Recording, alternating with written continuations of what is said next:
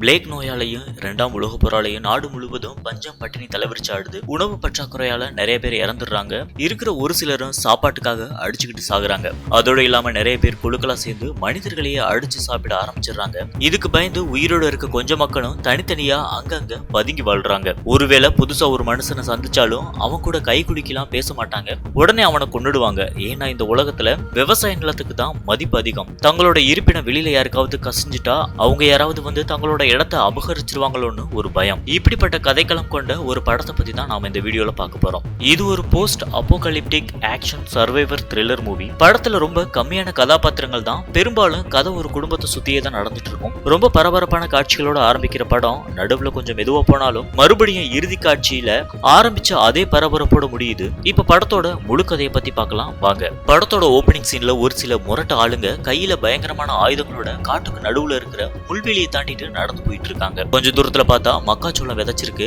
அதையும் தாண்டி உள்ள போனா ஒரு அழகான மனிதர்கள் அமைதியா வாழ்றதுக்கு ஏத்த இடம் ஒண்ணு இருக்கு.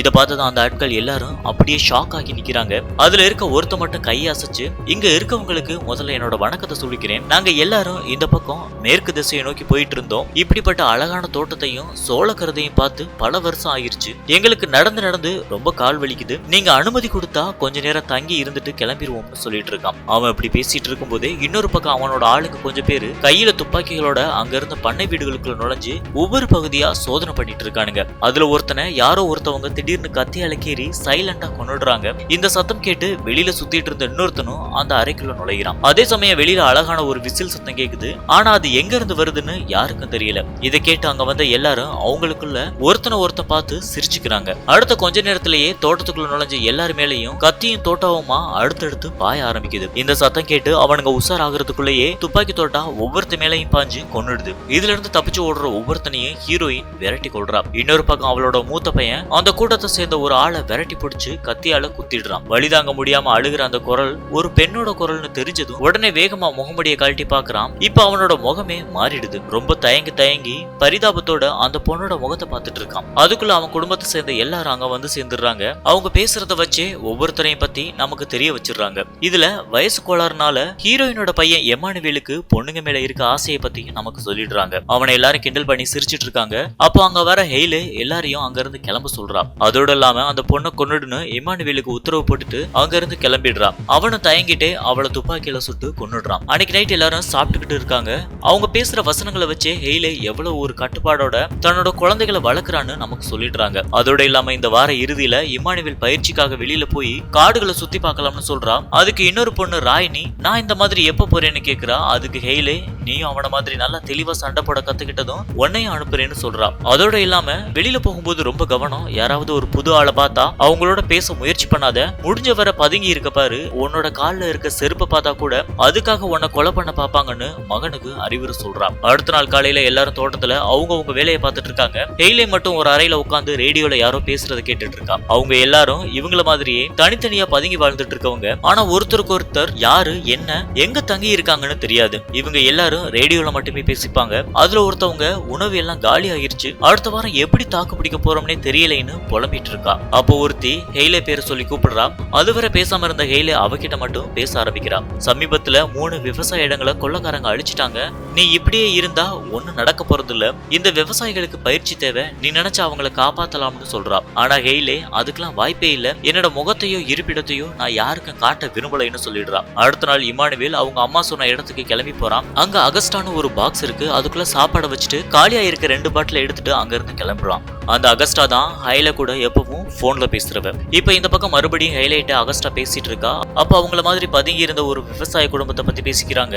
அப்ப அகஸ்டா அவன் குடும்பத்தோட இறந்துட்டான்னு சொல்றான். நரமாமிசம் சாப்பிடுற கூட்டம் சின்ன குழந்தைங்களை கூட விட்டு வைக்காம எல்லாரையும் அடிச்சு கொண்டு சாப்பிட்டுட்டாங்கன்னு சொல்றா. இதை கேட்டதும் ஹைல ரொம்ப அப்செட் ஆகிடுறா. இப்ப காட்டு பகுதியில வேட்டைக்கு போயிருந்த அவளோட ஹஸ்பண்ட் கேலன் விபத்து நடந்திருக்க ஒரு பகுதியை பாக்குறான். அங்க நிறைய துப்பாக்கி தோட்டாலாம் கிடக்குது. அதை எடுத்துட்டு வீட்டுக்கு வந்து தன்னோட மகள்கள் எல்லாருக்கிட்டையும் கொடுக்குறான். அதோட இல்லாம ரெனேக்கு ஒரு துப்பாக்கியை பரிசு கொடுக்குறான். அந்த துப்பாக்கி சரியா வேலை செய்யாது, நீயே ரிப்பேர் பார்த்து பயன்படுத்திக்கன்னு சொல்றான். எல்லாரும் அங்க இருந்து கிளம்புனதும் கணவன் மனைவி 2 பேரும் அந்த குடும்பம் கொலை செய்யப்பட்டதை பத்தி பேசிக்கிறாங்க. உலகத்துல மிருகங்கள் இல்லாம போனதை பூர்த்தி பண்ற வேலையை தான் இந்த நரமாமிசம் சாப்பிடுறவனுங்க செய்யறானுங்கன்னு கேலன் சொல்றான். அதுக்கு ஹெய்லே வெளியில போன நம்ம மகன் இன்னும் வரலைன்னு ரொம்ப கவலையோட அவங்கிட்ட சொல்லிட்டு இருக்கா. இங்க என்னடானா அம்மா ரொம்ப வேதனையில இருக்கா. ஆனா வெளியில போன இம்மானுவேல் என்னடான்னா காட்டுக்குள்ள இருக்க குட்டையில குளிச்சு ஆட்டம் போட்டுக்கிட்டு இருக்கான். அதோட இல்லாம அங்க குளிச்சிட்டு இருக்க இன்னொரு பொண்ண தனியா மறைஞ்சு நின்னு சைட் அடிச்சிட்டு இருக்கான். அவளோட அழகுல மயங்கி அப்படியே அவளை பின்தொடர்ந்து போறான். அங்க பார்த்தா அவ தங்கி இருக்க இடத்துல நிறைய மனுஷங்க, நிறைய சின்ன பசங்க எல்லாம் சந்தோஷமா விளையாடிட்டு இருக்காங்க. இது பார்த்ததும் இவனுக்கும் அவங்கள மாதிரி சந்தோஷமா வாழணும்னு ஆசை வந்துருது. அன்னைக்கு நைட்டு தங்களோட 2வது மக டேனிஷ் பெரிய பொண்ணு ஆனத சின்ன விழா மாதிரி எடுத்து கொண்டாடிட்டு இருக்காங்க. அது எல்லாம் முடிஞ்சதும் லேட்டா தான் இம்மானுவேல் அங்க வந்து சேர்றான். அவனை பார்த்து கேலன் சத்தம் போடுறான். அப்ப இம்மானுவேல் ரொம்ப கோவமா, நாம ஏன் தனியா இருக்கணும், வெளியில நிறைய மக்கள் இருக்காங்க, அவங்களோட சேர்ந்து வாழலாமேன்னு சொல்றான். இதை கேட்டு ரொம்ப கோபமாகிற ஹேலே, ரொம்ப கவனமா பேசு, உனக்கு இங்க வேலைக்கு சாப்பாடு, தூங்குறதுக்கு நல்ல மெத்தைன்னு எல்லாமே கிடைக்குது, ஆனா வெளி உலகம் அப்படி இல்ல, நீ நினைச்சு பாக்குறத விட ரொம்ப மோசம்னு சொல்லி அவனை திட்டி அங்க இருந்து போக சொல்றான். அடுத்த நாள் காலையில விடிஞ்சதும் யாருக்கும் தெரியாம வெளியில போயிட்டு இருக்க கரண்டை கட் பண்ணிட்டு இம்மானுவேல் மறுபடியும் குட்டைக்கு போய் அந்த பொண்ணு குளிக்கிற அழக மறைஞ்சு நின்று பார்த்து ரசிச்சுக்கிட்டு இருக்கான். அன்னைக்கு நைட் அவளோட படத்தை வச்சு ரசிச்சு பார்த்துட்டு இருக்கும்போது அவனோட அம்மா ரூம்குள்ள பட்டுன்னு வந்துடுறா. நாளைக்கு அப்பாவும் உன் தங்கச்சியும் வெளியில போறாங்க, அவங்களோட சேர்ந்து நீயும் போறேன்னு சொல்லிட்டு அங்க இருந்து கிளம்பிடுறா. இவனுக்கு அங்க போக விருப்பம் இல்ல, ஆனா அவளை எதிர்த்து பேச முடியாதுன்னு வேற வழி இல்லாம ஒத்துக்கிறான்.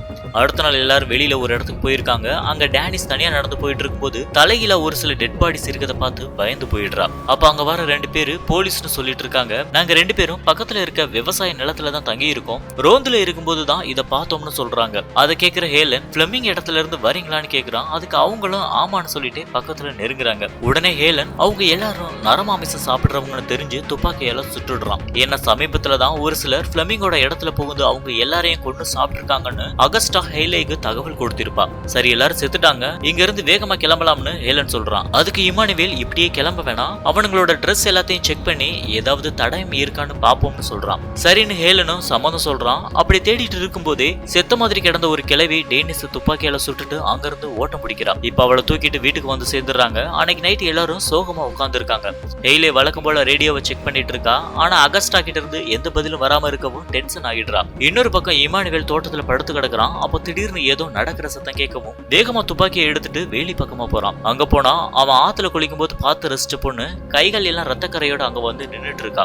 மறுநாள் காலையில நிலைமை ரொம்ப மோசமாயிட்டு இருக்கு. நமக்கு பக்கத்துல இருந்து விவசாயிகள் எல்லாருமே கொலை செய்யப்பட்டிருக்காங்க, நாமளும் ரொம்ப கவனமா இருக்கணும், தெரியாதவங்க யாராவது உதவி கேட்டு வந்தா கூட கொஞ்சம் கூட யோசிக்காம சுட்டு கொன்னுடணும்னு ஹேலன் எல்லாருக்கும் அறிவுரை பண்ணிட்டு இருக்கான். அது எல்லாத்துக்கும் சரின்னு மண்டையாட்டிட்டு அங்க இருந்து இம்மானுவேல் பண்ண வீட்டுக்கு போறான். அங்க பார்த்தா நேத்து உதவி கேட்டு வந்த அந்த பொண்ணு கைகால் கட்டப்பட்ட நிலைமையில இருக்கா. அவளோட வாயை திறந்து விட்டுட்டு அவளுக்கு இவன் தண்ணி கொடுக்கறான். அவளுக்கு உதவி செய்ய பாக்குறதா இவன் சொல்றான். ஆனா அவ அதை நம்ப மாட்டேங்கிறா. கை காலை கட்டி போட்டுருக்கலாம், யாராவது உதவி பண்ணுவாங்களான்னு அவன் மேல எரிஞ்சு விழுறான். கொஞ்ச நேரம் கழிச்சு அவளோட கையில இருக்கிற கிளியில தச்சுக்கிட்டு இருக்கான். அதுக்கு அவ எனக்கு மருத்துவம் தெரியும், என்னோட கையை மட்டும் அவுத்து விடு, நானே பாத்துக்கிறேன்னு சொல்றான். சரின்னு இவனை துப்பாக்கியை கையில புடிச்சிட்டு கட்ட அவுத்து விடுறான். இன்னொரு பக்கம் ஹேலே ரோந்துல இருக்கும்போது யாரோ வெளிப்பகுதியில நடந்துகிட்டு தெரியற மாதிரி சத்தம் கேக்குது.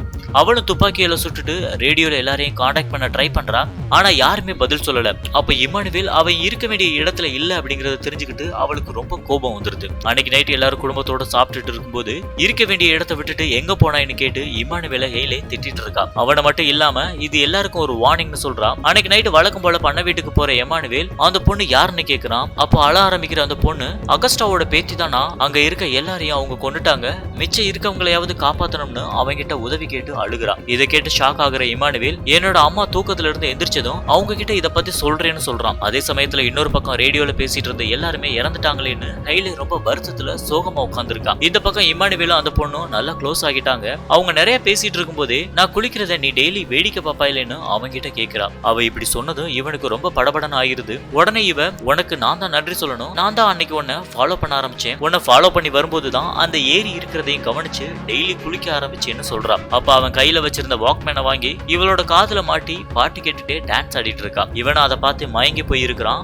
அந்த நேரத்துல அவனோட ரூமுக்கு போற ஹேலே அங்க அவன் இல்லைன்னு தெரிஞ்சதும் அவனை வீடு ஃபுல்லா தேடிட்டு பண்ண வீட்டுக்கு வரா. அங்க இவன் யாருன்னே தெரியாத ஒரு பொண்ணு கூட இருக்கத பார்த்ததும் வேகமா அவளை வெளியில இழுத்து போட்டு யாருன்னு கேட்டு துப்பாக்கி நீட்டு மிரட்டிட்டு இருக்கா. நடந்தது அவ சொல்றா. ஆனா ஹேலே அதை நம்புற மாதிரி தெரியல. நான் இருக்க இந்த இடம் யாருக்குமே தெரியாது, நீ எப்படி இங்க வந்த, உனக்கு யாரு சொன்னதுன்னு கேட்டு துப்பாக்கியால சுடுறா. இதனால பயந்து போறாவ என்னோட அத்தை அகஸ்டா தான் ஆத்து பகுதியை ஃபாலோ பண்ணுனா உங்களை பார்க்கலாம்னு சொன்னாங்க, அங்க எல்லாரையும் அந்த மர்மமான ஆளுங்க கொண்டுட்டாங்க, எங்க அத்தைக்கு உங்க உதவி வேணும்னு சொல்றா. அன்னைக்கு நைட்டு இம்மானுவேல் ரொம்ப நேரமா ரேடியோ மூலம் அகஸ்டாவை தொடர்பு கொள்ள முயற்சிக்கிறான். கடைசியில எப்படியோ ஒரு குரல் மட்டும் கேக்குது, ஆனா அது தெளிவா இல்ல. இதுக்கிடையில அங்க வர ஹேலே எதுக்காக போனை எடுத்தேன்னு கேட்டு அவனை சத்தம் போடுறா. அதுக்கு அவன் அகஸ்டா இருக்க இடத்துல இருந்து சிக்னல் மட்டும் வருது, ஆனா யாரும் பேச மாட்டேங்கிறாங்க. அவங்களுக்கு நம்ம உதவி தேவைன்னு சொல்றான். ஆனா ஹெய்லே ஏற்கனவே உன் தங்கச்சி அடிபட்டு படுத்து கிடக்குறா, யாருமே தெரியாத இவ சொல்றத கேட்டு வெளியில போனா இங்க ஆள் கம்மி ஆயிடும், அது எதிரிக்கு பலம் சேர்க்கிற மாதிரி, ஒழுங்கா இங்கேயே இருந்து நம்ம நிலத்தை பாதுகாக்கிற வழிய பாருன்னு திட்டுறா. அங்க இருந்து வெளியில வர இமானுவேல் கோபத்துல அவனாவே காரை எடுத்துட்டு அந்த பொண்ணையும் கூட்டிட்டு அங்க இருந்து ரொம்ப வேகமா கிளம்பிடுறான். இதை தெரிஞ்சுக்கிற ஹெய்லே வேற வழி இல்லாம மகனால தனியா அங்க சமாளிக்க முடியாதுன்னு அவனை காப்பாத்துறதுக்காக அவளும் கார்ல கிளம்புறா. இப்ப இடத்த ரீச் பண்ணியாச்சு. ஹெய்லே ஒரு வீட்டுக்குள்ள நுழைஞ்சு பார்த்தா நிறைய மனித கழிவுகளா கொட்டி கிடக்கு. உடனே அங்க இருந்த டின் எல்லாத்தையும் தட்டி விடுறா. அதுல பார்த்தா நிறைய கைகால்கள் வெட்டப்பட்ட நிலைமையில இருக்கு. இத பார்த்து ரொம்பவும் பதறி போயிடுறா. இந்த பக்கம் இமானுவேல ஒரு பஸ்குள்ள கூட்டிட்டு போற அந்த பொண்ணு பட்டுன்னு கதவை சாத்திட்டு நடந்த உண்மை எல்லாத்தையும் சொல்லி அவனுக்கு அதிர்ச்சி கொடுக்குறா. ஏன்னா அவங்க தான் உன்னோட இடத்துக்கு அனுப்பி வச்சாங்க, என்னோட மக்கள் எல்லாரையும் பிடிச்சு வச்சிருக்காங்க, நான் போகலைன்னு சொன்னா எல்லாரையும் கொண்டுடுவேன்னு சொல்லி மிரட்டினாங்க, அதோட இல்லாம உன்னை இங்க கூட்டிட்டு வர சொன்னாங்க, அப்போதான் நீங்க எல்லாம் தனித்தனியா பிரிவீங்க, அதை வச்சு உங்களோட இடத்தை ஈஸியா அபகரிக்கலாம்னு சொன்னாங்கன்னு சொல்றா. இந்த பக்கம் ஒரு அறைக்குள்ள நுழையிற ஹெய்லேவை பின்னாடி இருந்து வர ஒருத்தன் பட்டனை பிடிச்சு தாக்கிடுறான். இதுல மயங்கராவல ஒரு அறைக்குள்ள வச்சு கட்டி போட்டுடுறாங்க. அவன் மயக்கம் தெளிஞ்சு எந்திரிச்சு பார்க்கும்போது பக்கத்துல அகஸ்டாவும் கட்டி கிடக்குறா. இப்ப அங்க வர ஒரு சிலர் நிறைய வளவலன்னு பேசிட்டு அகஸ்டாவையும் அங்க கிடந்த மத்த எல்லாரையும் கழுத்தெடுத்து கொண்டுட்டு போயிடுறானுங்க. இன்னொரு பக்கம் எல்லை பகுதியில இருக்கிற கேமரா எல்லாம் ஒவ்வொன்னா அணைய ஆரம்பிக்குது. இதுல சந்தேகப்பட்டு கேலன் வேக வேகமா கார் எடுத்துட்டு அந்த இடத்துக்கு போறான். அங்க பார்த்தா வெளியே யாரோ உடைச்சிருக்காங்கன்னு தெரிய வருது. அதை அவன் ஆச்சரியமா பார்த்துட்டு இருக்கும் போதே பின்னாடி இருந்து ஒருத்தன் வந்து அவனை கட்டையால அடிச்சிடுறான். இதுல அவனும் மயக்கம் போட்டு விழுந்துடுறான். அது வரைக்கும் வெளியில காத்திருந்த நரமாமிசம் சாப்பிடுற ஆளுங்க நிறைய பேர் அவன் மயங்கினதும் உள்ள நுழைய ஆரம்பிக்கிறாங்க. அடுத்த கொஞ்ச நேரத்திலேயே கேமரா எல்லாம் ஆஃப் ஆகவும் மூத்த மக ரெயினை சுதாரிச்சு உடனே துப்பாக்கி எடுத்துட்டு அவளோட இடத்துக்கு போயிடுறா.